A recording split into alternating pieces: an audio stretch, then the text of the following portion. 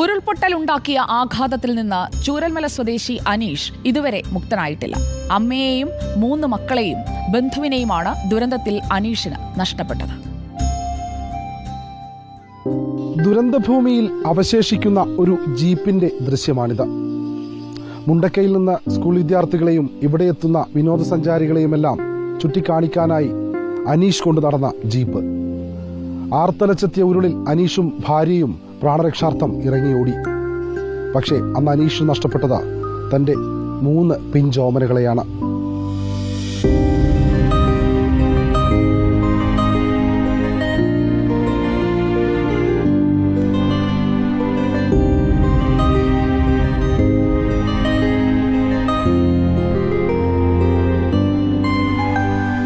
ആ കറുത്ത രാത്രിയുടെ നടുക്കത്തിൽ അനീഷ് ഇന്നും ഉറക്കത്തിൽ ഞെട്ടിയുണരും.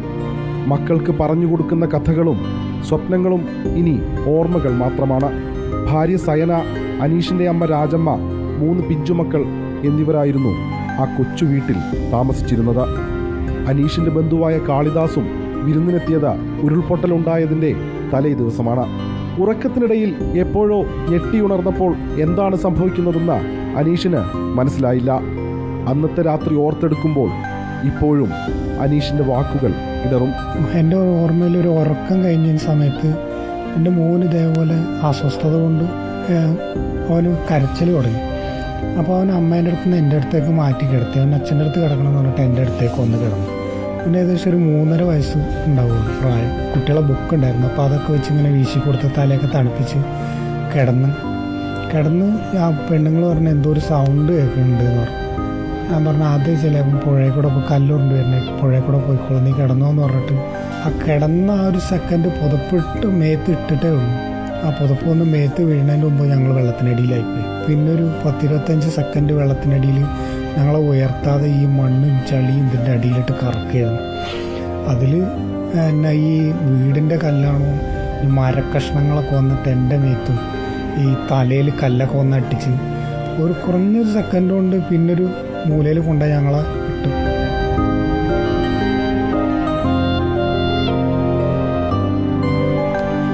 ഞാൻ എഴുന്നേക്കുന്ന സമയത്ത് എൻ്റെ ദേഹത്ത് ഒരു തുണി പോലും ഇല്ല.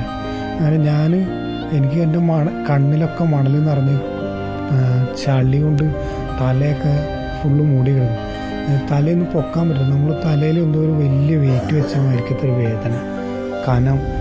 ഞാൻ തപ്പി നോക്കിയപ്പോൾ ഇത്ര പോകുന്നൊരു തുണിക്കഷ്ണം കിട്ടും. അതെടുത്ത് കൊടുത്ത് പിന്നെ ഞാൻ നോക്കുമ്പോൾ എല്ലാ സ്ഥലത്തേക്കും ദൂരാണ്, ഒന്നും അങ്ങനെ വ്യക്തമായിട്ട് കാണുന്നില്ല. 3 മക്കളൊരുമിച്ചുള്ള സന്തോഷ നിമിഷങ്ങളും കുടുംബത്തിലെ അംഗത്തെ പോലെ കൊണ്ടു നടന്ന ജീപ്പിന്റെ റീൽസുമൊക്കെയാണ് അനീഷിന്റെ ഇൻസ്റ്റാഗ്രാം അക്കൗണ്ട് നിറയെ. അനീഷിനെയും സയനയെയും ബാക്കിയാക്കി അവർ മടങ്ങി. ഒരു മോനെ ഞങ്ങൾക്ക് ജീവനോടെ കിട്ടിയിട്ടുണ്ടായിരുന്നു. അത് കോഴിക്കോട് ഉണ്ടായിരുന്നു. അപ്പോൾ എല്ലാവരും പറഞ്ഞു ഇവൻ്റെ മോനാണ്. അന്നത്തെ ഞങ്ങൾക്കൊരു സാഹചര്യം അങ്ങനെ ആയിരുന്നു. പിന്നെ ആ കുട്ടി സംസാരിക്കാൻ തുടങ്ങിയപ്പോൾ കുട്ടി പറഞ്ഞു പിന്നെ ആ കുട്ടീൻ്റെ പേരെന്താ തക്കുടു ആണ് എന്നാണ് പറഞ്ഞത്. അപ്പോൾ അതിലും നമ്മൾ ആ പ്രതീക്ഷകൾ നഷ്ടപ്പെട്ടു.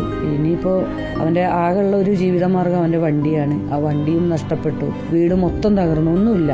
അമ്മ പോയി, മക്കൾ 3 ആൾ പോയി, ചേച്ചീൻ്റെ മകൻ പോയി. തീരാസങ്കടത്തിന്റെ വേദന ഉള്ളിലൊതുക്കാൻ ശ്രമിക്കുമ്പോഴും ഇവർ വിതുമ്പിപ്പോവുകയാണ്. ചേർന്നു നിൽക്കാം, ഇവർക്കൊപ്പം ചേർത്ത് പിടിക്കാം ഇവരെ. ഒരായുസിന്റെ അധ്വാനവും ഏക വരുമാനവും ഉറ്റവരെയുമാണ് അനീഷിന് ഉരുൾപൊട്ടൽ ദുരന്തത്തിൽ നഷ്ടമായത്. ഇനി ജീവിതം വീണ്ടും ഒന്നിൽ നിന്ന് തുടങ്ങണം. അതിന് സുമനസ്സുകളുടെ കനിവുണ്ടാകണം. വീഡിയോ ജേർണലിസ്റ്റ് സബിൻ ചേത്തിലിനോടൊപ്പം reporter Deepak Mohan in reporter, Wayanad.